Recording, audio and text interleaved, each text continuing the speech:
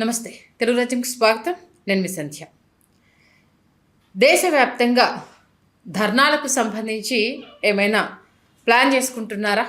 ఒకటి తర్వాత ఒకటి జరుగుతున్న ఉదంతాలు, అలాగే రాష్ట్ర ప్రభుత్వాలు చేస్తున్న తప్పిదాలకు సంబంధించి ఆయా ప్రభుత్వాలు కావచ్చు, విద్యార్థి సంఘాలు కావచ్చు చేస్తున్న ధర్నాలను మనం చూస్తున్నాం.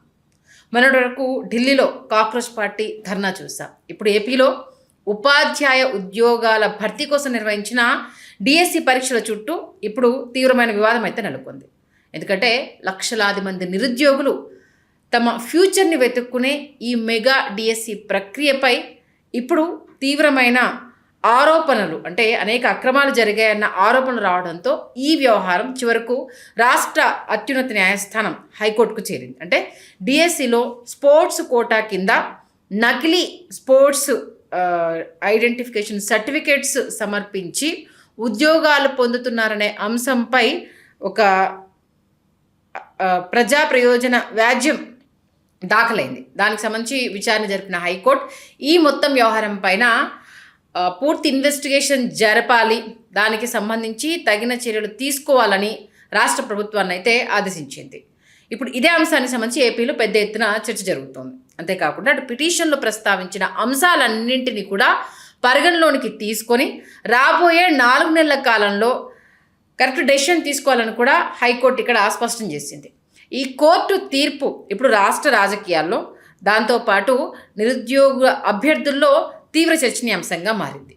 ఈ వివాదానికి ప్రధాన కేంద్రం అంటే స్పోర్ట్స్ కోట. ముఖ్యంగా జూడో అనే ఒక స్పోర్ట్స్ విభాగానికి సంబంధించి ఏపీలో జూడో అసోసియేషన్ నుంచి పెద్ద ఎత్తున నకిలీ స్పోర్ట్స్ సర్టిఫికేట్స్ పత్రాలు జారీ అయ్యి అనేది ఇక్కడ మెయిన్ ఆరోపణ. ఈ నకిలీ పత్రాలతో చాలామంది అభ్యర్థులు మెగా డిఎస్సిలోనే కాకుండా అటు వైద్య విద్య ప్రవేశాలైన మెడికల్ సీట్లు, ఇతర గవర్నమెంట్ పోస్టులకు సంబంధించి కూడా ఈ ఉద్యోగాలు పొందారని కోర్టుకు సమర్పించిన పిటిషన్లో చాలా స్పష్టంగా అయితే వాళ్ళు చెప్పడం జరిగింది. అంటే జరిగిన అవకతవకలకు సంబంధించి కావచ్చు, అక్రమాలకు సంబంధించి కావచ్చు, అంతకుముందే ప్రభుత్వానికి కంప్లైంట్ చేసినప్పటికి కూడా అధికారులు దీనికి సంబంధించి ఎలాంటి చర్యలు తీసుకోలేదని, అందుకే తామంతా కోర్టును ఆశ్రయించాల్సి వచ్చిందని పిటిషనర్ తరపు న్యాయవాది అయితే వాదించడం జరిగింది. అంటే ఏ రేంజ్లో అవకతవకలు జరిగాయో అనేది ఆధారాలతో సహా మేము సమర్పించాము అంటూ అడ్వకేట్ అయితే చెప్పడం జరుగుతుంది.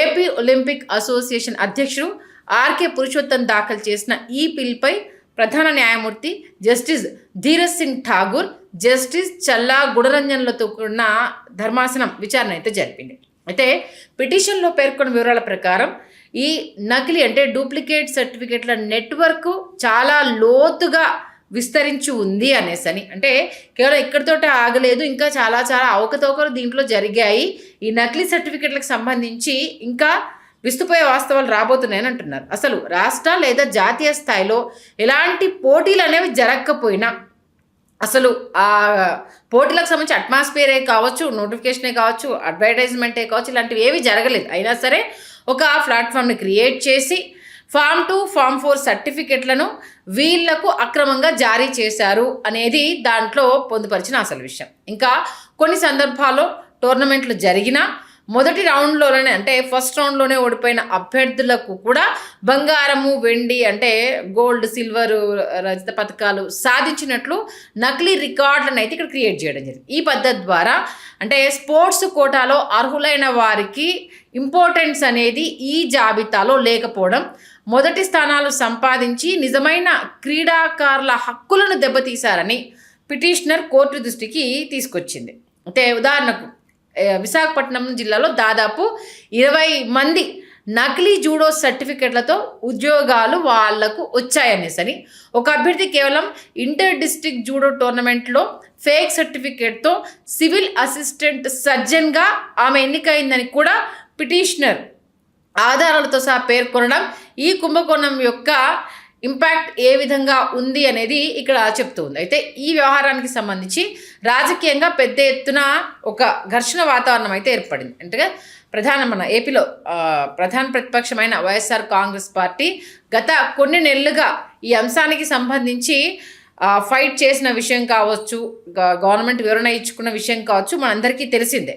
అయితే అక్కడితో వైఎస్ఆర్సీపీ ఆగలేదు, కంటిన్యూగా ఆ పోరాటం అయితే సాగిస్తూనే ఉంది. కోర్టు తీర్పు వచ్చిన వెంటనే వైసీపీ తమ పోరాటానికి నైతిక బలం చేకూరదు. అంటే మేము గతంలో చెప్పినవి ఇప్పుడు కోర్టు కూడా దానికి సంబంధించి బాధ్యత తీసుకోవాలంటూ చెప్పడంతో విద్యాశాఖ మంత్రి నారా లోకేష్ను వెంటనే ఆ పదవికి రాజీనామా చేయాలని వైఎస్ఆర్సీపీ అధినేత జగన్మోహన్ రెడ్డి గారు డిమాండ్ చేశారు. ఎందుకు? మేము బయటపట్టిన కుంభకోణం నిజమని కోర్టు కూడా నమ్మింది, విచారణకు ఆదేశించింది అని. దీంతోపాటు నీట్ పరీక్షల లీకేజ్ వివాదంపై కేంద్ర విద్యాశాఖ మంత్రి ధర్మేంద్ర ప్రధాన్ ఎలాగైతే బాధ్యత వహించి రాజీనామా చేశారో అదే బాటలో నారా లోకేష్ కూడా నడుచుకోవాలని, ఆ బాధ్యతల నుంచి తప్పుకోవాలని అటు వైసీపీ యువజన విద్యార్థి విభాగాలు అయితే డిమాండ్ చేస్తున్నాయి. దీనికి అటు సపోర్ట్గా రాష్ట్ర వ్యాప్తంగా నిరసనలకు కూడా వైఎస్ఆర్సీపీ పిలుపునిచ్చింది. అయితే ఇక అధికార కూటమి ఈ ఆరోపణలను పొలిటికల్ కోణంలోనే కౌంటర్ చేస్తోంది. లోకేష్ కావచ్చు, కూటమి నేతలు కావచ్చు, ఈ డిఎస్సి అక్రమాల ఆరోపణలపై సాంకేతిక సమాధానాలు ఇవ్వడం కంటే అటు విమర్శలు చేస్తున్న జగన్మోహన్ రెడ్డి గారిని టార్గెట్ చేయడం రాజకీయంగా మరియు న్యాయపరంగా ఆ నేపథ్యాన్ని అయితే ఇక్కడ ప్రశ్నిస్తున్నారు. జగన్పై అనేక సిబిఐ కేసులు ఉన్నాయి.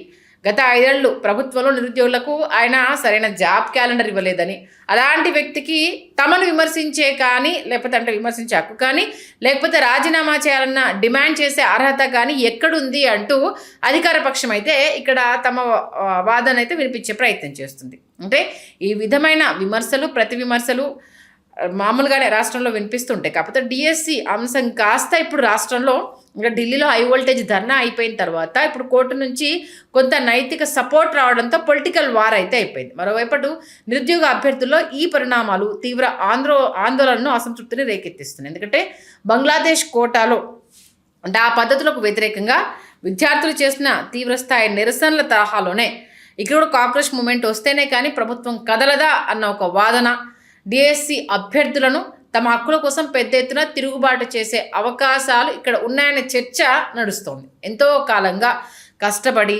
రాత్రింబవళ్ళు చదివి మార్కులు తెచ్చుకున్న అసలు అభ్యర్థులు వాళ్లకు రాకుండా అడ్డదారిలో నకిలీ సర్టిఫికెట్లో ఉద్యోగాలు కొట్టేసే వారి వల్ల తాము నష్టపోయిన తీరుకు సంబంధించి వాళ్ళంతా ఆవేదన వ్యక్తం చేస్తున్నారు. అంటే పరీక్షల నిర్వహణలో అటు కోటాల భర్తీలో ట్రాన్స్ఫర్మేషన్ అనేది ఉండాలి, కానీ అలాంటిదేమీ లేకుండా తమ అనునాయులకు, తమకు వంతపాడే వాళ్లకు అంటే ఎవరికి సిఫార్సు చేశారో వాళ్ళకి ఇవ్వడం కోసం సర్టిఫికెట్లు క్రియేట్ చేసి అక్రమాలకు పాల్పడిన వారిని కఠినంగా శిక్షించాలి అంటూ అహర్నిశలు పోరాడిన డిఎస్సి అభ్యర్థులు అయితే డిమాండ్ చేస్తున్నారు. ఇక కోర్టు తీర్పు మరియు విచారణ ఆదేశాల నేపథ్యంలో కూటమి ప్రభుత్వం ప్రస్తుతం డిఫెన్స్లో పడిందా లేదా అనేది పక్కన పెడితే వ్యవస్థ ప్రక్షాళనకు ఇదొక సవాలుగా అయితే ఇప్పుడు మారింది. ఎందుకంటే హైకోర్టు 4 నెలల టైం అయితే ఇచ్చింది.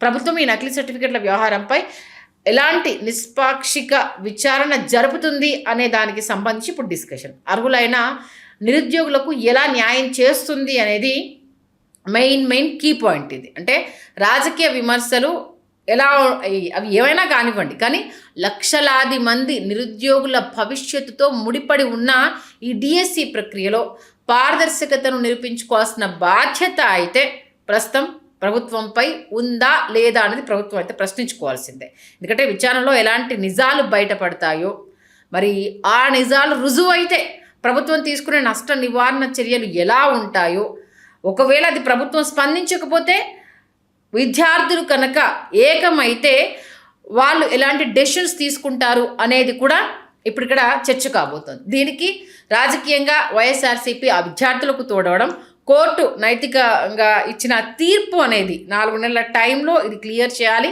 నకిలీ సర్టిఫికెట్స్కి సంబంధించి స్పోర్ట్స్ కోటాలో ఎవరెవరిని దీంట్లో ఇన్వాల్వ్ చేశారు, అసలు సర్టిఫికెట్స్ ఎక్కడి నుంచి జారీ అయ్యాయి, స్పోర్ట్స్ కేటగిరీకి సంబంధించి గతంలో వైఎస్ఆర్సీపీ ఇచ్చిన అభ్యర్థులకు సంబంధించి వాళ్ళ దగ్గర ఉన్న సర్టిఫికెట్స్ ఏంటి, అసలు ఈ ఎంపిక అనేది ఎలా జరిగింది, వీటన్నింటికి సంబంధించి కూలంకషంగా అయితే డిస్కషన్ జరగాలన్న వాదన అయితే తెర మీదకి వస్తుంది.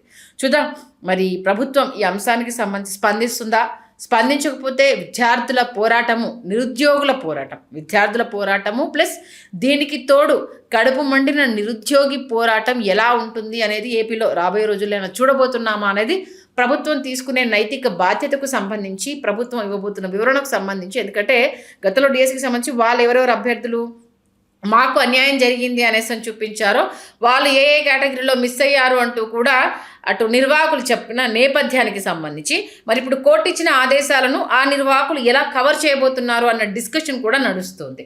మరి ఈ అంశాన్ని రాజకీయంగా ఎలా వైఎస్ఆర్సీపీ ముందుకు తీసుకెళ్లబోతుందనే దాంతో పాటు స్టూడెంట్స్కి ఎలా న్యాయం జరగబోతోంది, ఎన్నో ఏళ్లుగా ఎంతో కష్టపడి ఉద్యోగం వస్తే తమ జీవితాలు మారతాయి అంటూ నష్టపోయిన నిరుద్యోగులకు ఏ విధంగా న్యాయం చేయబోతున్నారనే దాని మీద ఏపీలో రాబోయే రోజుల్లో ఎలాంటి యుద్ధం జరగబోతుందనేది తెర మీద చూద్దాం. హలో, తెలుగు రాజ్యం ఛానల్ చూస్తున్నారా? సామాజిక రాజకీయ జీవన చిత్రణే తెలుగు రాజ్యం. అతిశయోక్తులు అసత్యాలు ఉండవు. రాజకీయ కోణం కాదు, ప్రజా కోణమే కొలబద్ద. తెలుగు రాజ్యం వీక్షణ మీ ఉత్తమ అభిరుచికి నిదర్శనం.